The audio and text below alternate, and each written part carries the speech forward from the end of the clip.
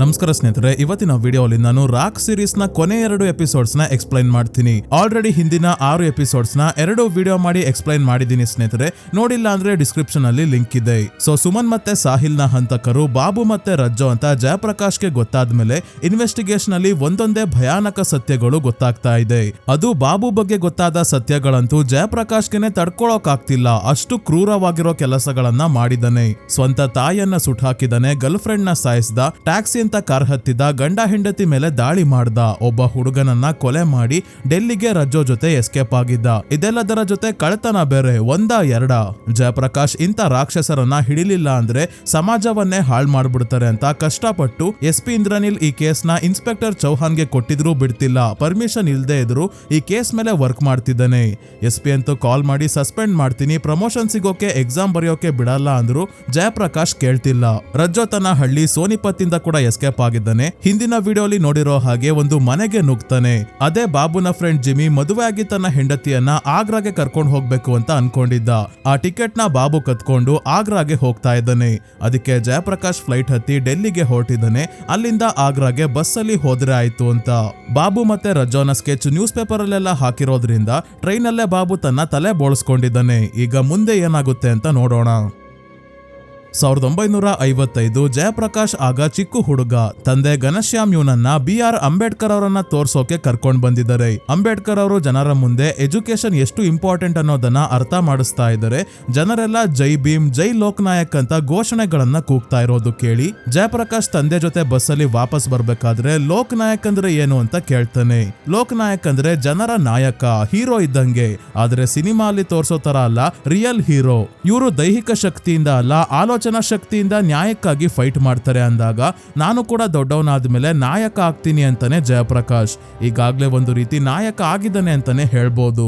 ಮೊದಲು ಪ್ರಮೋಷನ್ಗೋಸ್ಕರ case solve ಮಾಡ್ಬೇಕು ಅನ್ಕೊಂಡಿದ್ದ. ಆದ್ರೆ ಬಾಬು ಮತ್ತೆ ರಜ್ಜೋ ಮನುಷ್ಯರೇ ಅಲ್ಲ, ರಾಕ್ಷಸರು ಅಂತ ಗೊತ್ತಾದ್ಮೇಲೆ ಕೆಲಸ ಹೋದ್ರೂ ಪರವಾಗಿಲ್ಲ, ಎಕ್ಸಾಮ್ ಬರೀದೇ ಇದ್ರೂ ಪರವಾಗಿಲ್ಲ, ಅವರನ್ನ ಹಿಡಿಬೇಕು ಅಂತ ಹೊರಟಿದ್ದಾನೆ. ಈಗ ಪ್ರೆಸೆಂಟ್ ಅಲ್ಲಿ ಡೆಲ್ಲಿಗೆ ಬಂದು ಇಲ್ಲಿಂದ ಬಸ್ ಹತ್ಕೊಂಡು ಆಗ್ರಾಗೆ ಬರ್ತಾನೆ. ಆಗ್ರಾ ಪೊಲೀಸ್ ಸ್ಟೇಷನ್ ಅಲ್ಲಿ ಇನ್ಸ್ಪೆಕ್ಟರ್ ಸೋಲಂಕಿನ ಭೇಟಿ ಆದಾಗ, ಇದೇನ್ ಸರ್ ಇಷ್ಟು ಬೇಗ ಬಂದಿದ್ದೀರಾ? ಇನ್ಸ್ಪೆಕ್ಟರ್ ಚೌಹಾನ್ ಅವರಿಗೆ ಕಾಲ್ ಮಾಡೋಣ ಅಂದ್ರೆ ಮಳೆಯ ಕಾರಣದಿಂದ ಟೆಲಿಫೋನ್ ವರ್ಕ್ ಆಗ್ತಿಲ್ಲ. ಟೆಲಿಫೋನ್ ವರ್ಕ್ ಆಗೋಷ್ಟ್ರಲ್ಲಿ ನೀವೇ ಬಂದ್ಬಿಟ್ಟಿದ್ದೀರಾ, ನಿಮ್ ಟೀಮ್ ಎಲ್ಲಿ, ಏನ್ ಕತೆ ಅಂತ ಕೇಳ್ತಾರೆ ಸೋಲಂಕಿ. ಈಗ ಏನಾದ್ರೂ ಸುಳ್ಳು ಹೇಳ್ಬೇಕಲ್ಲ, ಅದಕ್ಕೆ ಆಗ್ರಾಗೆ ಪರ್ಸನಲ್ ಕೆಲ್ಸದ ಮೇಲೆ ಬಂದಿದ್ದೆ. ಚೌಹಾನ್ ಸರ್ ಬಾಬು ಮತ್ತೆ ರಜ್ಜೋ ಆಗ್ರಾ ಅಲ್ಲಿ ಇದ್ದಾರೆ ಅಂತ ಹೇಳ್ತಿದ್ದಂಗೆ ಮೊದ್ಲು ಇಲ್ಲಿಗೆ ಓಡ್ ಬಂದೆ. ಬೇರೆಯವರೆಲ್ಲ ಡೆಲ್ಲಿಯಿಂದ ಬರ್ತಾ ಇದ್ದಾರೆ ಅಂತ ಸುಳ್ಳು ಹೇಳ್ತಾನೆ ಜಯಪ್ರಕಾಶ್. ಈಗ ಇವನು ಬಾಬು ಮತ್ತೆ ರಜ್ಜೋನ ಹಿಡಿಯೋಕೆ ಒಂದು ಪ್ಲಾನ್ ಮಾಡೋದೇನಂದ್ರೆ, ಅವರಿಬ್ರು 40 ರಿಂದ 50 ಜನ ಪೊಲೀಸ್ ಅವರಿಂದ ತಪ್ಪಿಸ್ಕೋಬಹುದು. ಆದ್ರೆ ಸಾವಿರಾರು ಜನರಿಂದ ತಪ್ಪಿಸ್ಕೊಡೋಕೆ ಆಗಲ್ಲ. ಹಾಗಾಗಿ ಅವರ ಸ್ಕೆಚ್ ಇರೋ ಪೋಸ್ಟರ್ ಗಳನ್ನ ಊರ್ ತುಂಬಾ ಅಂಟಿಸಿ ಪೊಲೀಸ್ ಕೈಯಲ್ಲಿ ಬಾಬು ಮತ್ತೆ ರಜ್ಜೋ ಆಗ್ರಾಗೆ ಬಂದಿದ್ದಾರೆ, ಎಲ್ಲರೂ ಎಚ್ಚರವಾಗಿರಿ, ಮಕ್ಕಳನ್ನ ಒಬ್ಬೊಬ್ರೆ ಎಲ್ಲಿಗೂ ಕಳಿಸ್ಬೇಡಿ, ಅಪರಿಚಿತರನ್ನ ಮನೆ ಒಳಗೆ ಬಿಡ್ಕೋಬೇಡಿ ಅಂತ ಅನೌನ್ಸ್ ಮಾಡಿಸ್ತಾ ಇದ್ದಾರೆ. ಎಲ್ಲ ಆದ್ಮೇಲೆ ಟೆಲಿಫೋನ್ ಲೈನ್ಸ್ ವರ್ಕ್ ಆಗ್ತಿದೆ. ಈಗ ಇನ್ಸ್ಪೆಕ್ಟರ್ ಚೌಹಾನ್ ಅವರ ಹತ್ರ ಸೋಲಂಕಿ ಮಾತಾಡಿದಾಗ ಜಯಪ್ರಕಾಶ್ ನ ಆಲ್ರೆಡಿ ಸಸ್ಪೆಂಡ್ ಮಾಡಿದ್ದಾರೆ ಅಂತ ಗೊತ್ತಾಯ್ತು. ಜಯಪ್ರಕಾಶ್ ನ ಅರೆಸ್ಟ್ ಮಾಡೋಕೆ ಆರ್ಡರ್ಸ್ ಬಂದಿದೆ. ಅದಕ್ಕೆ ಸೋಲಂಕಿ ಅರೆಸ್ಟ್ ಮಾಡಲ್ಲ, ಆದ್ರೆ ಇನ್ಸ್ಪೆಕ್ಟರ್ ಚೌಹಾನ್ ಬರೋವರೆಗೂ ಇಲ್ಲೇ ಕೂತಿರಿ ಅಂತ ಸ್ಟೇಷನ್ ಅಲ್ಲೇ ಜಯಪ್ರಕಾಶ್ ನ ಕೂರಿಸ್ಕೊಂಡಿದ್ದಾರೆ. ಈಗ ಅಪರಾಧಿಗಳನ್ನ ಹಿಡಿಯೋದು ಮುಖ್ಯ. ಇನ್ಸ್ಪೆಕ್ಟರ್ ಚೌಹಾನ್ ಇಲ್ಲಿಗೆ ಬರೋವರೆಗೂ ಆಗ್ರಾ ಇಂದನೂ ಅವರಿಬ್ರು ತಪ್ಪಿಸ್ಕೊಂತಾರೆ ಆಮೇಲೆ ಅಂತಿದ್ರು. ಸೋಲಂಕಿ ಕೇಳಲ್ಲ. ಅದೇ ರಜ್ಜೋ ಆಗ್ರಾ ರೈಲ್ವೆ ಸ್ಟೇಷನ್ ಗೆ ಬಂದು ಟ್ರೈನ್ ಅಲ್ಲಿ ಈಗ ಬಂದ ಬಾಬುನ ಭೇಟಿ ಆಗ್ತಾನೆ. ಬಾಬು ತಲೆ ಬೋಳಿಸ್ಕೊಂಡಿರೋದು ನೋಡಿ ಒಳ್ಳೆ ಐಡಿಯಾ ಮಾಡಿದ್ಯಾ, ಈ ರೀತಿ ಇದ್ರೆ ನಿನ್ ಫ್ಯಾಮಿಲಿ ಅವರೇ ಕಂಡಿಡಿಯಲ್ಲ ಬಿಡು ಅಂತ ಏನೋ ಹೇಳ್ತಾನೆ. ಆದ್ರೆ ಫ್ಯಾಮಿಲಿ ಅವ್ರಿರ್ಲಿ, ಇಲ್ಲೇ ಇದ್ದ ಪೊಲೀಸ್ ಕಾನ್ಸ್ಟೇಬಲ್ ಇವರನ್ನ ಗುರ್ತಿಡಿದು ರಜ್ಜೋ ಮತ್ತೆ ಬಾಬುನ ಓಡಿಸ್ಕೊಂಡ್ ಬರ್ತಾರೆ. ರಜ್ಜೋ ಒಂದು ಬೈಕ್ ನ ಕಳ್ತನ ಮಾಡ್ಕೊಂಡ್ ಬಂದಿದ್ದ, ನಂಬರ್ ಪ್ಲೇಟ್ ಕೂಡ ಇಲ್ಲ. ಈ ಬೈಕ್ ಅಲ್ಲಿ ಎಸ್ಕೇಪ್ ಆಗ್ತಾರೆ, ಕಾನ್ಸ್ಟೇಬಲ್ ಗೆ ಸಿಗೋದಿಲ್ಲ. ಕಾನ್ಸ್ಟೇಬಲ್ ಈ ವಿಷಯ ಸೋಲಂಕಿ ಮತ್ತೆ ಜಯಪ್ರಕಾಶ್ ಗೆ ಹೇಳ್ತಾರೆ. ಆದ್ರೂ ಜಯಪ್ರಕಾಶ್ ಏನು ಮಾಡೋ ಪರಿಸ್ಥಿತಿಯಲ್ಲಿ ಇಲ್ಲ. ಅದೇ ಸೋಲಂಕಿ ಇನ್ನು ಇನ್ಸ್ಪೆಕ್ಟರ್ ಚೌಹಾನ್ ಬರೋದನ್ನೇ ಕಾಯ್ತಾ ಇದ್ದಾರೆ. ರಜ್ಜೋ ಹಿಂದಿನ ವಿಡಿಯೋನ ಕೊನೆಯಲ್ಲಿ ಒಂದು ಮನೆಗೆ ನುಗ್ಗಿದ್ನಲ್ಲ, ಅದೇ ಮನೆಗೆ ಬಾಬುನ ಕೂಡ ಕರ್ಕೊಂಡ್ ಬಂದಾಗ ನೋಡ್ತೀವಿ. ಈ ಮನೆಯಲ್ಲಿ ಇರೋ ಅಜ್ಜಿ, ಮಗ ಮತ್ತೆ ಮೊಮ್ಮಗನನ್ನ ಕಟ್ ಹಾಕಿದ್ದಾನೆ. ಮನೆಯಲ್ಲಿ ಸಿಕ್ಕಿರೋ ಬೆಲೆ ಬಾಳೋ ವಸ್ತುಗಳು, ಹಣ ಮತ್ತೆ ಒಂದು ಗನ್ನ ಕೂಡ ಒಂದು ಕಡೆ ಜೋಡಿಸಿಟ್ಟಿದ್ದಾನೆ. ಬಾಬು ಮತ್ತೆ ರಜ್ಜೋ ಅಜ್ಜಿ ಕೈಯಲ್ಲಿ ಊಟ ಮಾಡಿಸ್ಕೊಂಡು ತಿಂದ್ರು. ಆಮೇಲೆ ಏರಿಯಾದ ಹುಡುಗರು ಬಾಬು ಮತ್ತೆ ರಜ್ಜೋ ಬಂದ್ರೆ ಅಂತ ಹೊರಗೆ ಓಡಾಡ್ತಿದ್ದಾರೆ. ಅದಕ್ಕೆ ಅಜ್ಜಿಗೂ ಒಂದು ಸಲ ಹೇಳಿ ಹೋಗೋಣ ಅಂತ ಬಂದಿದ್ದಾರೆ. ಅಜ್ಜಿಗೆ ಬಾಬು ಮತ್ತೆ ರಜ್ಜೋ ಹೆದರಿಸಿ ಹುಡುಗರನ್ನ ವಾಪಸ್ ಕಳ್ಸೋಕೆ ಹೇಳ್ತಾರೆ. ಅಜ್ಜಿ ಡೋರ್ ತೆಗೆದಾಗ ಹುಡುಗರು ನಾವು ಇಲ್ಲೇ ಇರ್ತೀವಿ ಅಜ್ಜಿ, ಏನಾದ್ರೂ ಸಮಸ್ಯೆ ಆದ್ರೆ ನಮ್ಮನ್ನ ಕರೀರಿ ಎಂದಾಗ ಆಯ್ತು ಅಂತ ಹೇಳಿ ಡೋರ್ ಕ್ಲೋಸ್ ಮಾಡ್ತಾರೆ. ಬಾಬು ಮತ್ತೆ ರಜ್ಜೋ ಇಲ್ಲೇ ಇರೋ ವಿಷಯ ಹೇಳಲ್ಲ. ಇವ್ರ ಹತ್ರ ಗನ್ ಇದೆ ಆದ್ರೆ ಬುಲೆಟ್ ಇಲ್ಲ, ಅದಕ್ಕೆ ಅಜ್ಜಿಯ ಮಗನಿಗೆ ಹೊಡೆದು ಬಡ್ದು ಗನ್ಗೆ ಬುಲೆಟ್ ಎಲ್ಲಿ ಸಿಗುತ್ತೆ ಅಂತ ಕೇಳ್ಕೊಂಡು ಒಂದು ಕಬ್ಬಿಣದ ಅಂಗಡಿಗೆ ಬರ್ತಾರೆ. ಈಗಾಗ್ಲೇ ರಜ್ಜೋನ ತಲೆ ಕೂಡ ಬೋಳ್ಸಿದ್ದಾನೆ ಬಾಬು. ಅಂಗಡಿ ಓನರ್ ಸೈಲೆಂಟ್ ಆಗಿ ಇವರನ್ನ ಒಳಗೆ ಕರ್ಕೊಂಡ್ ಬಂದು ಗನ್ನ ನೋಡಿ ದುಡ್ಡಿಸ್ಕೊಂಡು 1 ಗಂಟೆ ಬಿಡ್ಕೊಂಡ್ ಬನ್ನಿ, ಬುಲೆಟ್ಸ್ ರೆಡಿ ಮಾಡಿ ಇಟ್ಟಿರ್ತೀನಿ ಅಂತ ಹೇಳ್ತಾರೆ. ಇನ್ನ 1 ಗಂಟೆ ಎಲ್ಲಿಗೆ ಹೋಗೋದು ಅಂತ ರಜ್ಜೋ ಕೇಳಿದಾಗ ಬಾಬು ತಾಜ್ ಮಹಲ್ ತೋರಿಸ್ತೀನಿ ಬಾ ಅಂತ ಕರ್ಕೊಂಡ್ ಹೋಗ್ತಾನೆ. ಹೇಗೋ ಬಾಬು ಮತ್ತೆ ರಜ್ಜೋ ಕಬ್ಬಿಣದ ಅಂಗಡಿಗೆ ಬುಲೆಟ್ ತಗೊಳಕ್ಕೆ ಹೋಗಿದ್ರು ಅಂತ ಪೊಲೀಸ್ ಅವರಿಗೆ ತಮ್ಮ ಇನ್ಫಾರ್ಮರ್ ಗಳಿಂದ ಗೊತ್ತಾಗುತ್ತೆ. ಈ ವಿಷಯ ಕೇಳಿ ಜಯಪ್ರಕಾಶ್ ಅವರ ಹತ್ರ ಗನ್ ಕೂಡ ಇದೆ ಅಂದ್ರೆ ಇನ್ನು ಎಷ್ಟು ಜನರನ್ನ ಸಾಯಿಸ್ತಾರೋ ಗೊತ್ತಿಲ್ಲ, ನನ್ ಕೆಲ್ಸ ಹೋದ್ರೂ ಪರವಾಗಿಲ್ಲ, ಎಲ್ಲದರ ಜವಾಬ್ದಾರಿ ನಾನೇ ತಗೊಂತೀನಿ, ಪರಿಣಾಮ ಏನೇ ಆದ್ರೂ ನಾನ್ ಎದುರಿಸ್ತೀನಿ, ಬನ್ನಿ ಅವರನ್ನ ಹಿಡಿಯೋಕೆ ಹೋಗೋಣ ಅಂತ ಸೋಲಂಕಿಗೆ ಹೇಳಿದಾಗ ಇಲ್ಲ ಆಗಲ್ಲ, ಹೀರೋ ಆಗ್ಬೇಕು ಅಂತ ಇಷ್ಟೊಂದು ಆಸೆ ಇದ್ರೆ ಮೂವಿಯಲ್ಲಿ ಹೀರೋ ಆಗಿ ಅಂತ ಹೇಳ್ತಾ ಇದ್ದಾರೆ. ಇದಕ್ಕೆ ಜಯಪ್ರಕಾಶ್ ಜೀವನದಲ್ಲಿ ಒಬ್ರಲ್ಲ ಒಬ್ಬರಿಗೋಸ್ಕರ ಹೀರೋ ಆಗ್ಲೇಬೇಕಾಗುತ್ತೆ, ಆ ನನ್ ಮಕ್ಕಳು ಎಂತವ್ರು ಅಂತ ಇನ್ನೂ ನಿಮ್ಗೆ ಗೊತ್ತಿಲ್ಲ, ಒಂದೂರಿಂದ ನೆಕ್ಸ್ಟ್ ಊರಿಗೆ ಹೋದ್ರೆ ಸಾಕು ನನಗೆ ಭಯ ಶುರು ಆಗುತ್ತೆ, ಇಲ್ಲೇನ್ ಮಾಡಿದರೋ ಇನ್ನ ಎಷ್ಟು ಜನರನ್ನ ಸಾಯಿಸಿದರೋ ಅಂತ, ನೀವು ಹೀರೋ ಆಗ್ತಿರೋ ಬಿಡ್ತಿರೋ ಗೊತ್ತಿಲ್ಲ, ಆದ್ರೆ ನಿಮ್ ಕಡೆಯಿಂದ ಆ ಭಯಾನಕ ಅಪರಾಧಿಗಳು ತಪ್ಪಿಸ್ಕೊಂಡ್ ಹೋದ್ರು ಅನ್ನಂಗ್ ಆಗ್ಬಾರ್ದಲ್ವಾ ಅಂತ ಜಯಪ್ರಕಾಶ್ ಏನೇನೋ ಹೇಳಿ ಕೊನೆಗೂ ಇವರನ್ನ ಒಪ್ಪಿಸ್ತಾನೆ. ಹಾಗಾಗಿ ತಕ್ಷಣ ಸೋಲಂಕಿ ಜಯಪ್ರಕಾಶ್ ಜೊತೆ ಬಾಬು ಮತ್ತೆ ರಜ್ಜೋನ ಹಿಡಿಯೋಕೆ ಹೊರಡ್ತಾರೆ. ಅದೇ ಅವರಿಬ್ರು ಆರಾಮಾಗಿ ತಾಜ್ ಮಹಲ್ ನೋಡ್ತಾ ಕೂತಿದ್ದಾರೆ. ಬಾಬು ಆಗ್ಲೇ ಕನ್ಯಾಕುಮಾರಿಗೆ ಹೋಗೋ ಪ್ಲಾನ್ ಮಾಡಿದಾನೆ, ಅಲ್ಲಿ ಇವರನ್ನ ಯಾರು ಗುರ್ತಿಡಿಯಲ್ಲ, ಹೊಸ ಜೀವನ ಶುರು ಮಾಡ್ಬೋದು ಅಂತ. ಆದ್ರೆ ಮತ್ತೆ ಇಲ್ಲೇ ಇವನನ್ನ ಗಾರ್ಡ್ ಗುರ್ತಿಡಿದ್ರು. ಇನ್ನೇನ್ ಮೊದ್ಲಿನ ತರ ಇಲ್ಲೂ ತಗ್ಲಾಕೊಳ್ಳಲ್ಲ, ಬೈಕ್ ಅಲ್ಲಿ ಎಸ್ಕೇಪ್ ಆಗ್ತಾರೆ. ಸೀದಾ ಬುಲೆಟ್ ಇಸ್ಕೊಂಡ್ ಹೋಗೋಕೆ ಅಂತ ಅಂಗಡಿ ಹತ್ರ ಬಂದಾಗ ಇಲ್ಲೇ ಪೊಲೀಸ್ ಅವರು ಕಾಯ್ತಾ ಇದ್ದಾರೆ. ಇವರನ್ನ ನೋಡಿ ಯೂ ಟರ್ನ್ ಹೊಡೆದು ಬೈಕ್ ಅಲ್ಲೇ ಎಸ್ಕೇಪ್ ಆಗ್ತಿದ್ದಾರೆ. ಪೊಲೀಸ್ ಅವರು ಓಡ್ ಬರ್ತಾ ಇದ್ದಾರೆ. ಏನೇ ಮಾಡಿದ್ರು ಬಾಬು ಮತ್ತೆ ರಜ್ಜೋ ಮಾತ್ರ ಬೈಕ್ ನಿಲ್ಸಲ್ಲ. ಜಯಪ್ರಕಾಶ್ ಮತ್ತೆ ಸೋಲಂಕಿ ಜೀಪ್ ಅಲ್ಲಿ ಇವರನ್ನ ಫಾಲೋ ಮಾಡ್ಕೊಂಡ್ ಬರ್ಬೇಕಾದ್ರೆ ಒಂದು ಜಾಗದಲ್ಲಿ ಪಟಾಕಿ ಹೊಡಿತಾ ಇದ್ದಾರೆ. ಇದರ ನಡುವೆ ಬೈಕ್ ಇಂದ ಇಬ್ರು ಬಿದ್ದು ಓಡ್ತಾರೆ. ಜೀಪ್ ಇಂದ ಹೋಗೋಕೆ ಲೇಟ್ ಆಗುತ್ತೆ ಅಂತ ಜಯಪ್ರಕಾಶ್ ಇಳಿದು ಹಿಂದೆನೆ ಓಡ್ ಬರ್ತಾನೆ. ಆದ್ರೆ ಬಾಬು ಮತ್ತೆ ರಜ್ಜೋ ಆಗ್ಲೇ ರೈಲ್ವೆ ಸ್ಟೇಷನ್ಗೆ ಹೋಗಿ ಟ್ರೈನ್ ಹತ್ತಿದ್ದಾರೆ. ಟ್ರೈನ್ ಮೂವ್ ಆಗ್ತಿದೆ. ಜಯಪ್ರಕಾಶ್ ಈಗ ಬಂದ. ಸೋಲಂಕಿಗೆ ಚೈನ್ ಎಳೆದು ಟ್ರೈನ್ ನಿಲ್ಸೋಕೆ ಹೇಳಿ ಒಳಗೆ ಬಾಬು ಮತ್ತೆ ರಜ್ಜೋನ ಹುಡ್ಕೊಂಡ್ ಬರ್ತಾ ಇದ್ದಾನೆ. ಟ್ರೈನ್ ನಿಂತ್ಕೊಂತಿದ್ದಂಗೆ ಗಾಬರಿ ಆದ ಬಾಬು ಮತ್ತೆ ರಜ್ಜೋ ಸೀದಾ ಜಯಪ್ರಕಾಶ್ ಇರೋ ಕಡೆನೆ ಓಡ್ ಬಂದ್ರು. ರಜ್ಜೋ ಜಯಪ್ರಕಾಶ್ ಕೈಗೆ ತಗ್ಲಾಕೊಂಡ ಇವನಿಗೆ ಹೊಡೆದು ಲಾಕ್ ಮಾಡಿ ಇಟ್ಕೊಂಡಿದ್ದಾಗ ಬಾಬು ಇಲ್ಲೇ ಇದ್ದ ಚಿಕ್ಕ ಹುಡುಗಿಯನ್ನ ಇಟ್ಕೊಂಡು ರಜ್ಜೋನ ಬಿಡ್ಲಿಲ್ಲ ಅಂದ್ರೆ ಇವಳನ್ನ ಸಾಯಿಸ್ತೀನಿ ಅಂತ ಹೆದರಿಸ್ತಾ ಇದ್ದಾನೆ. ಜಯಪ್ರಕಾಶ್ ಅಂತೂ ಅಷ್ಟು ಈಸಿಯಾಗಿ ರಜ್ಜೋನ ಬಿಡಲ್ಲ. ಆಯ್ತು ಆ ಹುಡುಗಿನ ಸಾಯಿಸು, ಆಮೇಲೇನು ಟ್ರೈನ್ ಅಲ್ಲಿ ಇರೋರ್ನೆಲ್ಲ ಸಾಯಿಸ್ತ್ಯಾ, ಹೊರಗೆ ಪೊಲೀಸ್ ಅವರು ಇದಾರೆ ಅವ್ರನ್ನು ಸಾಯಿಸ್ಬೇಕಾಗುತ್ತೆ, ನೋಡು ಯಾರ್ಯಾರನ್ನ ಸಾಯಿಸಿ ತಪ್ಪಿಸ್ಕೊಂಡು ಹೋಗೋಕಾಗುತ್ತೆ ಅಂದಾಗ ಯಾರನ್ನೇ ಸಾಯಿಸಿದ್ರು ತನ್ನ ತಿಥಿ ಫಿಕ್ಸ್ ಅಂತ ಬಾಬುಗೆ ಗೊತ್ತಾಯ್ತು. ರಜ್ಜೋನು ಹೆದರುಕೊಂಡು ಕೈ ಎತ್ತದ, ಸರ್ ನಾನೇನು ಮಾಡೇ ಇಲ್ಲ, ಬಾಬುನೇ ಮಾಡಿರೋದು, ಇವನಿಗೆ ಸಹಾಯ ಮಾಡ್ಲಿಲ್ಲ ಅಂದ್ರೆ ನನ್ನನ್ನು ಸಾಯಿಸ್ಬಿಡ್ತಾನೆ, ಅದಕ್ಕೆ ಸಹಾಯ ಮಾಡ್ದೆ ಅಂದಾಗ ಬಾಬು ನೀನು ಬೆನ್ನಿಗೆ ಚೂರಿ ಹಾಕ್ದೆ ಅಲ್ವಾ, ಇಲ್ಲೇ ಸಾಯಿ ಅಂತ ಹುಡುಗಿಯನ್ನ ಎಳ್ಕೊಂಡು ಪಕ್ಕದ ಬೋಗಿಗೆ ಹೋಗ್ತಾನೆ. ಜಯಪ್ರಕಾಶ್ ರಜ್ಜೋನ ಸೋಲಂಕಿಗೆ ಕೊಟ್ಟು ಇವನು ಬಾಬು ಹತ್ರ ಬರ್ತಾನೆ. ಬಾಬು ಇರೋ ತನಕ ಇದ್ದು ಇಂಡಿಯನ್ ಆರ್ಮಿ ಸೋಲ್ಜರ್ಸ್ ಇರೋ ಬೋಗಿಗೆ ಬಂದಿದ್ದಾನೆ. ಹಾಗಾಗಿ ಒಬ್ರು ಸೋಲ್ಜರ್ ಹಿಂದೆಯಿಂದ ಬಂದು ಬಾಬುನ ಹಿಡ್ಕೊಂಡ್ರು. ಜಯಪ್ರಕಾಶ್ ಚಿಕ್ಕ ಹುಡುಗಿನ ಅವಳ ತಾಯಿಯ ಹತ್ರ ಕಳ್ಸಿ ಬಾಬುಗೆ ಹೊಡೆಯೋಕೆ ಶುರು ಮಾಡ್ದವನು ನಿಲ್ಸೋದೇ ಇಲ್ಲ. ಇದೆಷ್ಟು ಜನ್ಮ ದ್ವೇಷ ಆಯ್ತಪ್ಪ, ಹಿಂಗ್ ಹೊಡಿತವ್ರಲ್ಲ ಅಂತ ಸೋಲ್ಜರ್ಸ್ ನೋಡ್ತಾ ಇದ್ದಾರೆ. ಅದೇ ಇನ್ನೊಂದ್ ಕಡೆ ಸುಮನ್ ಮತ್ತೆ ಸಾಹಿಲ್ ನ ಅಸ್ಥಿ ವಿಸರ್ಜನೆಗೆ ಅಂತ ನದಿಗೆ ಬಂದಿದ್ದಾರೆ ಅಶೋಕ್ ಮತ್ತೆ ಮೋನಾ. ಆಮೇಲೆ ನಿಸಾರ್ ಅಶೋಕ್ ಮತ್ತೆ ಮೋನಾಗೋಸ್ಕರ ಭಾರತದ ಎಲ್ಲಾ ಭಾಗಗಳಿಂದ ಬಂದಿರೋ ಲೆಟರ್ಸ್, ಡ್ರಾಯಿಂಗ್ಸ್ ಮತ್ತೆ ಪೋಸ್ಟ್ ಕಾರ್ಡ್ಸ್ ನ ತಂದು ಕೊಟ್ಟಿದ್ದಾಳೆ. ಇದರಲ್ಲಿ ಮಕ್ಕಳು ಬರ್ದಿರೋ ತುಂಬಾನೇ ಲೆಟರ್ಸ್ ಇದೆ. ಮಕ್ಕಳು ಎಷ್ಟು ಚೆನ್ನಾಗಿ ಬರ್ದಿದ್ದಾರೆ ಅಂದ್ರೆ ಅಶೋಕ್ ಮತ್ತೆ ಮೋನಾಗೆ ಭಯ ಪಡಬೇಡಿ, ಮಕ್ಕಳು ಸೇಫ್ ಆಗಿದ್ದಾರೆ, ನಮ್ ತಾತ ಕೂಡ ಅವ್ರ ಹತ್ರನೇ ಇದ್ದಾರೆ, ಅವರನ್ನ ಚೆನ್ನಾಗಿ ನೋಡ್ಕೊಂತಾರೆ ಅಂತ ಒಬ್ರು ಬರ್ದಿದ್ರೆ ಇನ್ನೊಬ್ರು ಕವಿತೆ ಎಲ್ಲ ಬರ್ದಿದ್ದಾರೆ. ಇದೇ ರೀತಿ ತುಂಬಾನೇ ಲೆಟರ್ಸ್ ಇದೆ. ಜಯಪ್ರಕಾಶ್ ಮನೆಗೆ ಬರ್ಬೇಕಾದ್ರೆ ಕೊನೆಗೂ ಇವನಿಗೆ ನಿದ್ದೆ ಬರ್ತಾ ಇದೆ. ಮನೆಗೆ ಬಂದಾಗ ತಂದೆ ಅಡುಗೆ ಮಾಡ್ತಿರೋದು ನೋಡಿ ಇಲ್ಲಿವರೆಗೂ ನೀವು ಅಡುಗೆ ಮಾಡಿ ನನ್ಗೋಸ್ಕರ ತರಬೇಡಿ ಅಂತ ಹೇಳ್ತಿದ್ದ, ಆದ್ರೆ ಇವಾಗ ಅಪ್ಪ ತುಂಬಾನೇ ಹಸಿವಾಗ್ತಾ ಇದೆ ಅಂತ ಹೇಳ್ತಾನೆ. ಇದರಿಂದಾನೇ ಮಗ ಕೇಸ್ ಸಾಲ್ವ್ ಮಾಡಿ ಬಂದಿದ್ದಾನೆ ಅಂತ ಘನಶ್ಯಾಮ್ ಅವರಿಗೆ ಗೊತ್ತಾಯ್ತು. ಕೇಸ್ ಬಗ್ಗೆ ಪ್ರಮೋಷನ್ ಬಗ್ಗೆ ತಲೆ ಕೆಡ್ಸ್ಕೊಂಡು ಊಟ ತಿಂಡಿ ತಿನ್ನೋದು ಮುಖ್ಯ ಅಲ್ಲ ಅಂತ ಅನ್ಕೊಂಡಿದ್ದವನಿಗೆ ಈಗ ಅದರ ಪ್ರಾಮುಖ್ಯತೆ ಗೊತ್ತಾಗಿದೆ. ಕೊನೆ ಎಪಿಸೋಡ್ ನ್ಯೂ ಇಯರ್ ಪಾರ್ಟಿ ದಿನ ಸುಮನ್ ಮತ್ತೆ ಸಾಹಿಲ್ ತಮ್ಮ ತಂದೆ ತಾಯಿ ಜೊತೆ ಖುಷಿಯಾಗಿ ಡ್ಯಾನ್ಸ್ ಮಾಡ್ತಿರೋ ಸೀನ್ ಇಂದ ಶುರು ಆಗುತ್ತೆ. ಹಿಂದೆನೆ ನೆಕ್ಸ್ಟ್ ಸೀನ್ ಅಲ್ಲಿ ಖುಷಿ ನಾಶ ಆಗಿ ನಮ್ಮ ಕಣ್ಣಲ್ಲಿ ನೀರು ತರಿಸೋ ಅಂತ ಸೀನ್ ಬರುತ್ತೆ. ಅದೇ ಸುಮನ್ ಮತ್ತೆ ಸಾಹಿಲ್ ನ ಬಾಬು ಮತ್ತೆ ರಜ್ಜೋ ಹೇಗೆ ಕೊಲೆ ಮಾಡಿದ್ರು ಅಂತ ಈಗ ನೋಡ್ತೀವಿ.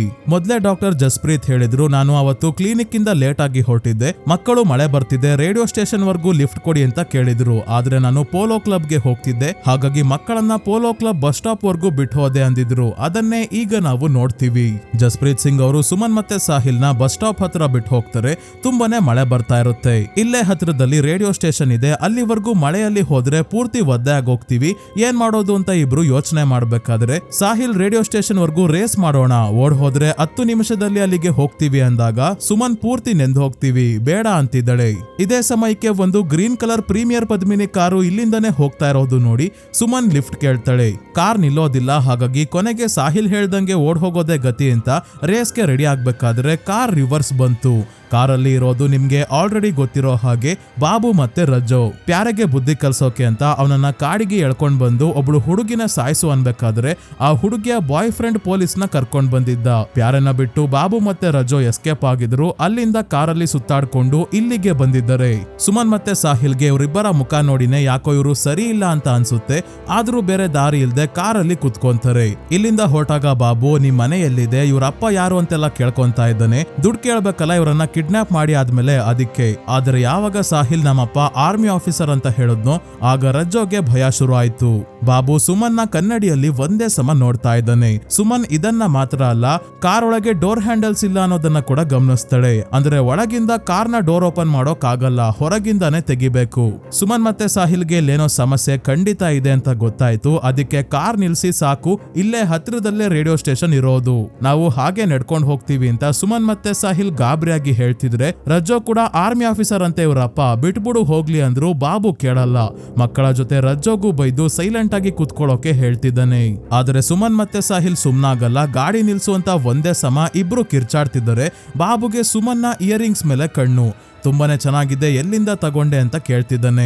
ನಮ್ಮಪ್ಪ ಆರ್ಮಿ ಆಫೀಸರ್, ಅವರಿಗೆ ಗೊತ್ತಾದ್ರೆ ನಿನ್ನ ಸುಮ್ನೆ ಬಿಡಲ್ಲ ಅಂತ ಸಾಹಿಲ್ ಹೇಳ್ದಾಗ ಕಾರ್ ನಿಲ್ಲಿಸ್ತಾನೆ ಬಾಬು. ಆದ್ರೆ ಡೋರ್ ಹ್ಯಾಂಡಲೇ ಇಲ್ವಲ್ಲ, ಲಾಕ್ ತೆಕೊಂಡು ಹೊರಗೆ ಹೋಗೋಕ್ ಆಗಲ್ಲ. ಅದಕ್ಕೆ ಮತ್ತೆ ಕಾರ್ ಸ್ಟಾರ್ಟ್ ಮಾಡ್ಕೊಂಡು ಸ್ಪೀಡ್ ಆಗಿ ಹೊರಡ್ತಾನೆ.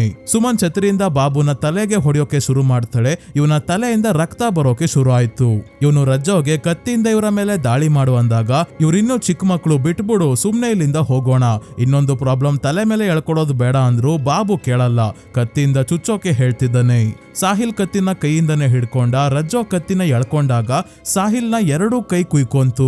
ಸುಮಂತನ ದುಪ್ಪಟ್ಟ ಹರಿದು ಇವನ ಕೈಗೆ ಕಟ್ತಾಳೆ. ಮತ್ತೆ ಕಿವಿಯಲ್ಲಿ ಇರೋ ಇಯರಿಂಗ್ಸ್ ನ ಬಿಚ್ಚಿ ಬಾಬುಗೆ ಕೊಡ್ತಾಳೆ. ಆದ್ರೂ ಇವನು ಕಾರ್ ನಿಲ್ಸಲ್ಲ. ಇಲ್ಲೇ ಹಾಲನ್ನ ಹಾಕೋಕೆ ಹೋಗ್ತಿರೋ ಸಲೀಮ್ನ ನೋಡಿ ಸುಮನ್ ಕಿರ್ಚಾಡೋಕೆ ಶುರು ಮಾಡ್ತಾಳೆ.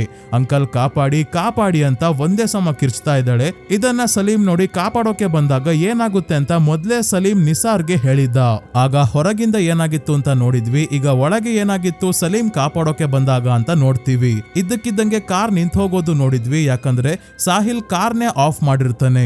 ಆದ್ರೆ ಸಲೀಂ ಬಂದು ಮಕ್ಕಳನ್ನ ಕಾಪಾಡೋಷ್ಟ್ರಲ್ಲಿ ಕಾರ್ ಸ್ಟಾರ್ಟ್ ಮಾಡಿ ಬಾಬು ಸಲೀಂಗೆನೆ ಗುದ್ಕೊಂಡು ಬೀಳ್ಸಿ ಹೋಗ್ತಾನೆ. ಈಗ ಫೈಟ್ ಮಾಡ್ಲೇಬೇಕು, ಇಲ್ಲ ಅಂದ್ರೆ ಏನಾದ್ರೂ ಒಂದ್ ಕತೆ ಆಗುತ್ತೆ ಅಂತ ಸುಮನ್ ಮತ್ತೆ ಸಾಹಿಲ್ ಇಬ್ರು ಕೂಡ ಬಾಬು ಮತ್ತೆ ರಜ್ಜೋ ಮೇಲೆ ದಾಳಿ ಮಾಡ್ತಾರೆ. ಇವರಿಗೆ ಹೊಡೆಯೋಕೆ ಶುರು ಮಾಡ್ತಾರೆ. ಸುಮನ್ ಕತ್ತಿ ಎತ್ಕೊಂಡು ಇದನ್ನ ಕಿತ್ಕೊಳ್ಳೋಕೆ ಹೋಗಿ ಬಾಬು ಮತ್ತೆ ರಜ್ಜೋ ಇಬ್ರಿಗೂ ಗಾಯ ಆಯ್ತು. ಬಾಬು ಸುಮನ್ನ ಮುಖಕ್ಕೆ ಹೊಡೆದು ಕತ್ತಿ ಕಿತ್ಕೊಂತಾನೆ. ಅದೇ ಕತ್ತಿಯಿಂದ ಸಾಹಿಲ್ ಮೇಲೆ ದಾಳಿ ಮಾಡೋಕೆ ರಜ್ಜೋಗೆ ಹೇಳಿದಾಗ ರಜ್ಜೋ ಹಿಂದೆ ನೋಡದೆ ಸುಮ್ನೆ ಒಂದೇ ಸಮ ಕತ್ತಿ ಬೀಸ್ತಾನೆ. ಇದರಿಂದ ಸಾಹಿಲ್ಗೆ ಕತ್ತಿ ಚುಚ್ಕೊಂಡು ಗಾಯ ಆಗಿ ತುಂಬಾನೇ ರಕ್ತ ಹೋಗ್ತಾ ಇದೆ. ಪ್ರಜ್ಞೆ ತಪ್ತಿದ್ದಾನೆ. ತುಂಬಾನೇ ಹೆದರುಕೊಂಡಿರೋ ಸುಮನ್ ಕೈ ಮುಗ್ದು ಬೇಡ್ಕೊಂತಾ ಇದ್ದಾಳೆ. ಸಾಹಿಲ್ಗೆ ಏನಾದ್ರೂ ಆಗುತ್ತೆ, ದಯವಿಟ್ಟು ಹಾಸ್ಪಿಟಲ್ಗೆ ಕರ್ಕೊಂಡು ಹೋಗಿ, ನಾವು ನಿಮ್ ಬಗ್ಗೆ ಯಾರಿಗೂ ಹೇಳಲ್ಲ, ನಮ್ಮನ್ನ ಬಿಟ್ಬಿಡಿ ಅಂತ ಅಳ್ತಾ ಇದ್ದಾಳೆ. ಆದ್ರೆ ಬಾಬು ಆಗ್ಲಿ ರಜ್ಜೋ ಆಗ್ಲಿ ಇವಳ ಮಾತು ಕೇಳ್ತಾನೆ ಇಲ್ಲ. ಸಾಹಿಲ್ ಪ್ರಜ್ಞೆ ತಪ್ಪಬೇಡ ಅಂತ ಇವನನ್ನ ಎಚ್ಚರವಾಗಿಡೋದಕ್ಕೆ ಬಹಳ ಕಷ್ಟ ಪಡ್ತಿದ್ದಾಳೆ ಸುಮನ್. ಕೊನೆಗೂ ಬಾಬು ಕಾಡಿನ ಒಳಗೆ ಕಾರ್ ತಗೊಂಡ್ ಬಂದ.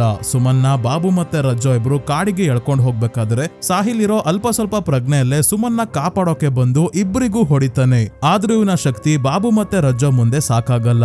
ರಜ್ಜೋ ಈಗ್ಲೂ ಇವರನ್ನ ಬಿಟ್ಟು ಎಸ್ಕೇಪ್ ಆಗೋಣ, ಕೊಲ್ಲೋದು ಬೇಡ ಅಂತಿದ್ದಾನೆ. ಆದ್ರೆ ಬಾಬು ಕೇಳ್ಬೇಕಲ್ಲ, ಅವರು ನಮ್ಮ ಮುಖ ನೋಡಿದ್ದಾರೆ, ಸಾಯಿಸ್ಬಿಟ್ಟೆ ಹೋಗೋಣ ಅಂತಾನೆ. ರಜ್ಜೋ ಕೂಡ ಹೆದರ್ಕೊಂಡು ಯಾಕೆ ಬೇಕು ಅಂತ ಕತ್ತಿ ಎತ್ಕೊಂಡು ಸಾಹಿಲ್ನ ಇನ್ನೂ ಸ್ವಲ್ಪ ದೂರ ಎಳ್ಕೊಂಡು ಹೋಗಿ ಸಾಯಿಸೇ ಬಿಡ್ತಾನೆ. ಅದೇ ಬಾಬು ಸುಮನ್ ಮೇಲೆ ಅತ್ಯಾಚಾರ ಮಾಡ್ತಾನೆ. ವಾಪಸ್ ಬಂದು ರಜ್ಜೋ ನೆಕ್ಸ್ಟ್ ನೀನ್ ಹೋಗು ಅಂದಾಗ ರಜ್ಜೋ ಹೋಗಲ್ಲ, ಇದೆಲ್ಲ ನಿನ್ನಿಂದನೇ ಆಗ್ತಾ ಇರೋದು ಅಂತ ಬಾಬುಗೆ ಹೊಡೆಯೋಕೆ ಬರ್ತಾನೆ. ಇಷ್ಟೆಲ್ಲ ಆಗಿದ್ರು ಸುಮನ್ ಧೈರ್ಯ ಕಳ್ಕೊಂಡಲೆ ದೊಣ್ಣೆ ಎತ್ಕೊಂಡ್ ಬಂದು ಇಬ್ರಿಗೂ ಹೊಡಿತಾಳೆ. ಇದೇ ಹೊಡೆದಾಟದಲ್ಲಿ ಕಾರ್ನ ಮಿರರ್ ಕೂಡ ಹೊಡೆದೋಯ್ತು. ಇದೇ ಮಿರರ್ ಕಾರ್ನ ಕಲರ್ ಕಂಡಿಡಿಯೋಕೆ ಸಹಾಯ ಮಾಡಿದ್ದು ನಮ್ಗೆ ಗೊತ್ತಿದೆ ಸ್ನೇಹಿತರೆ. ಆಮೇಲೆ ಸುಮನ್ ಸಾಹಿಲ್ನ ಕತೆ ಏನಾಯ್ತು ಅಂತ ನೋಡೋಕೆ ಬಂದಾಗ ಇವನು ಸಾವನ್ನಪ್ಪಿರೋದು ನೋಡಿ ತನ್ನ ಪ್ರಾಣ ಆದ್ರೂ ಕಾಪಾಡ್ಕೊಳ್ಳೋಕೆ ಓಡೋದಿಲ್ಲ. ಇವನ ಹತ್ರನೇ ಕುತ್ಕೊಂಡು ಅಳ್ತಾ ಇದ್ದಾಗ ಹೇಡಿತರ ಬಾಬು ಹಿಂದೆಯಿಂದ ಬಂದು ಸುಮನ್ನ ತಲೆಗೆ ಹೊಡೆದು ಇವಳನ್ನ ಕೂಡ ಸಾಯಿಸ್ತಾನೆ. ಸೊ ಈಗ ಪ್ರೆಸೆಂಟ್ಗೆ ವಾಪಸ್ ಬರೋಣ. ಜಯಪ್ರಕಾಶ್ SP ಇಂದ್ರನಿಲ್ ಅವರಿಗೆ ನಡೆದಿದ್ದೆಲ್ಲ ಹೇಳಿದ್ದಾನೆ, ಹಾಗಾಗಿ ಇವರ ಕೋಪ ಕೂಡ ಕಡಿಮೆ ಆಗಿದೆ. ರೂಲ್ಸ್ ಬ್ರೇಕ್ ಮಾಡಿದ್ರು ಒಳ್ಳೆ ಕೆಲಸನೇ ಮಾಡಿದಾನೆ ಅಂತ ಸಮಾಧಾನವಾಗಿನೇ ಮಾತಾಡ್ತಿದ್ದಾರೆ. ಜಯಪ್ರಕಾಶ್ ಹೇಳ್ತಾನೆ, ಮಕ್ಕಳು ತುಂಬಾನೇ ಹೋರಾಡಿದ್ದಾರೆ, ಬಾಬು ಮತ್ತೆ ರಜ್ಜೋ ಇಬ್ಬರನ್ನ ಗಾಯಗೊಳಿಸಿದ್ದಾರೆ. ಅವರು ಹಾಸ್ಪಿಟಲ್ಗೆ ಹೋಗಿದ್ದಕ್ಕೇನೆ ನಮಗೆ ಅವರನ್ನ ಹಿಡಿಯೋಕೆ ಸಹಾಯ ಆಯ್ತು. ಒಂದು ರೀತಿ ಮಕ್ಕಳ ಅಪರಾಧಿಗಳನ್ನ ಹಿಡಿಯೋಕೆ ಸಹಾಯ ಮಾಡಿದ್ದಾರೆ ಅಂತ. ಇಷ್ಟೆಲ್ಲಾ ಕ್ರೈಮ್ ಮಾಡಿ ತಗ್ಲಾಕೊಳ್ಳಲ್ಲ ಅಂತ ಹೇಗ್ ಅನ್ಕೊಂಡ್ರು, ಸ್ವಲ್ಪನೂ ಯೋಚನೆ ಮಾಡ್ಲಿಲ್ವಾ ಅಂತ SP ಇಂದ್ರನಿಲ್ ಕೇಳಿದಾಗ ಜಯಪ್ರಕಾಶ್ ಅವರು ಯೋಚನೆನೇ ಮಾಡ್ತಿಲ್ಲ. ಕೊಲೆ ಮಾಡ್ಬೇಕಾ, ಕಳ್ತನ ಮಾಡ್ಬೇಕಾ, ಅದ್ ಮಾಡ್ಬೇಕಾ, ಇದ್ ಮಾಡ್ಬೇಕಾ ಅಂತ ಯೋಚನೆ ಮಾಡಲ್ಲ, ಮಾಡ್ಬೇಕು ಅಷ್ಟೇ. ಅದರಿಂದ ಏನೇನ್ ತೊಂದರೆ ಆಗುತ್ತೆ, ಎಂತ ಘೋರ ಅಪರಾಧ ಮಾಡ್ತಿದ್ದಾರೆ ಅಂತ 1 ಸೆಕೆಂಡ್ ಕೂಡ ಯೋಚನೆ ಮಾಡ್ಲಿಲ್ಲ ಅಂತ ಹೇಳ್ತಾನೆ. ಸೊ ಕೊನೆಗೂ ಇವನ ಸಸ್ಪೆನ್ಷನ್ ತೆಗೆದು ರಿಪೋರ್ಟ್ ನ ಸಬ್ಮಿಟ್ ಮಾಡೋಕೆ ಹೇಳ್ತಾರೆ. ಮತ್ತೆ ಪ್ರಮೋಷನ್ಗೆ ಎಕ್ಸಾಮ್ ಬರೆಯೋಕು ಅವಕಾಶ ಮಾಡಿ ಕೊಡ್ತಾರೆ. ಜಯಪ್ರಕಾಶ್ ಸುಮ್ನೆ ಹೋಗೋದು ಬಿಟ್ಟು, ಸರ್ ಅದು ಬಾಂಬೆಯಿಂದ ಡೆಲ್ಲಿಗೆ ಫ್ಲೈಟ್ ಅಲ್ಲಿ ಬರ್ಬೇಕಾಯ್ತು, ತುಂಬಾನೇ ಖರ್ಚಾಯ್ತು, ಟಿಕೆಟ್ಗೆ ಸ್ವಲ್ಪ ಏನಾದ್ರೂ ಕೊಡ್ಸೋಕಾಗುತ್ತಾ ಅಂದಾಗ, ನೀನು ಡಿಪಾರ್ಟ್ಮೆಂಟ್ ಅಲ್ಲಿ ಇರೋದೇ ಹೆಚ್ಚು ಕಣಪ್ಪ, ಸುಮ್ನೆ ಹೋಗು ಅಂತ ಕಳಿಸ್ತಾರೆ SP. ಹೋಗ್ಬೇಕಾದ್ರೆ ಇಲ್ಲೇ ಇರೋ BR ಅಂಬೇಡ್ಕರ್ ಅವರ ಫೋಟೋ ನೋಡ್ತಾನೆ. ಅವರು ಹೇಳಿದ್ದೆಲ್ಲ ಜಯಪ್ರಕಾಶ್ ತನ್ನ ಜೀವನದಲ್ಲಿ ಅಳವಡಿಸ್ಕೊಂಡಿದ್ದಾನೆ. ಅವರು ಹೇಳಿದ್ರು ಎಜುಕೇಶನ್ ಇಂಪಾರ್ಟೆಂಟ್ ಅಂತ, ಓದಿ ಪೊಲೀಸ್ ಆಫೀಸರ್ ಆಗಿದ್ದಾನೆ. ಈಗ್ಲೂ ಎಕ್ಸಾಮ್ಗೆ ಓದ್ತಾನೆ ಇದ್ದಾನೆ. ದೊಡ್ಡವನಾದ್ಮೇಲೆ ನಾನು ನಾಯಕನಾಗ್ತೀನಿ ಅಂತ ಹೇಳಿದ್ದ, ಈಗ ನಾಯಕ ಆಗಿದ್ದಾನೆ. ನಂತರ ಕೋರ್ಟ್ ತೀರ್ಪು ಕೊಡೋ ದಿನ ಬರುತ್ತೆ. ಬಾಬು ಮತ್ತೆ ರಜ್ಜೋನ ಪೊಲೀಸ್ ವೆಹಿಕಲ್ ಅಲ್ಲಿ ಕೋರ್ಟ್ಗೆ ಕರ್ಕೊಂಡ್ ಬರ್ಬೇಕಾದ್ರೆ ಜನ ಪೊಲೀಸ್ ಅವರ ವೆಹಿಕಲ್ ಮೇಲೆನೆ ದಾಳಿ ಮಾಡ್ತಿದ್ದಾರೆ. ಇವರ ಕೈಗೆ ಬಾಬು ಮತ್ತೆ ರಜ್ಜೋ ಸಿಕ್ಕಿದ್ರೆ ಕತೆ ಮುಗೀತು ಅಂತ ಪೊಲೀಸ್ ಪ್ರೊಟೆಕ್ಷನ್ ಅಲ್ಲೇ ಕೋರ್ಟ್ ಒಳಗೆ ಕರ್ಕೊಂಡ್ ಬರ್ತಾರೆ. ಜಯಪ್ರಕಾಶ್ ಹೇಳೋದೇನಂದ್ರೆ, ಜನರು ಕೊಲ್ಲೋದಕ್ಕಿಂತ ಕೋರ್ಟ್ ಅಲ್ಲಿ ಶಿಕ್ಷೆ ಆದ್ರೆ ಅದೊಂದು ಎಕ್ಸಾಂಪಲ್ ಸೆಟ್ ಮಾಡ್ದಂಗೆ ಆಗುತ್ತೆ ಅಂತ. ಕೋರ್ಟ್ ಅಲ್ಲಿ ಜಡ್ಜ್ ಜನರ ಆಸೆಯಂತೆ ಕುಮಾರ್ ಮತ್ತೆ ರಾಜೇಂದ್ರ ಅಂದ್ರೆ ಬಾಬು ಮತ್ತೆ ರಜ್ಜೋ ಮಾಡಿರೋ ಅಪರಾಧಗಳಿಗೆ ಮರಣದಂಡನೆ ಕೊಡ್ತಾರೆ. ನಿಸಾರ್ ನಡೆದಿದ್ದೆಲ್ಲ ನ್ಯೂಸ್ ಆರ್ಟಿಕಲ್ ಅಲ್ಲಿ ಬರಿತಾ ಇದ್ದಾಳೆ. ಸುಮನ್ ಮತ್ತೆ ಸಾಹಿಲ್ ನ ಕೊನೆ 15 ನಿಮಿಷಗಳು ಹೇಗಿತ್ತು, ಆ 15 ನಿಮಿಷದಲ್ಲಿ ನಡೆದಿದ್ದು ಇಡೀ ಡೆಲ್ಲಿಯಲ್ಲಿ ಹೇಗೆ ಬದಲಾವಣೆಯನ್ನ ತಗೊಂಡು ಬಂತು, ಅಲ್ಲಿಂದ ಹೊಸ ಜಗತ್ತು ಶುರು ಆಯ್ತು ಅನ್ನೋದನ್ನ ಬರಿತಾ ಇದ್ದಾಳೆ. ಇದಷ್ಟೇ ಅಲ್ಲ, ನಿಸಾರ್ ಜಯಪ್ರಕಾಶ್ ಹೇಳಿದ್ದನ್ನ ಕೂಡ ಬರಿತಾ ಇದ್ದಾಳೆ. ಕೆಲವು ವರ್ಷಗಳ ಹಿಂದೆ ಡೆಲ್ಲಿಯಲ್ಲಿ ನವಿಲು, ನೀಲ್ಗಾಯ್, ಮೊಲ, ಜಿಂಕೆ ಇದೇ ರೀತಿ ತುಂಬಾನೇ ಪ್ರಾಣಿ ಪಕ್ಷಿಗಳು ಕಾಣಿಸ್ಕೊಂತಾ ಇದ್ವು. ಆದರೆ ಈಗ ಎಲ್ಲಾ ಮಾಯ ಆಗೋಗಿದ್ದಾವೆ. ಕೇವಲ ಮನುಷ್ಯರೇ ಇದ್ದಾರೆ. ಉಳ್ಕೊಂಡಿರೋ ಕೆಲವು ಪ್ರಾಣಿಗಳು ಮನುಷ್ಯನ ಕಂಟ್ರೋಲ್ ಅಲ್ಲೇ ಇದ್ದಾವೆ.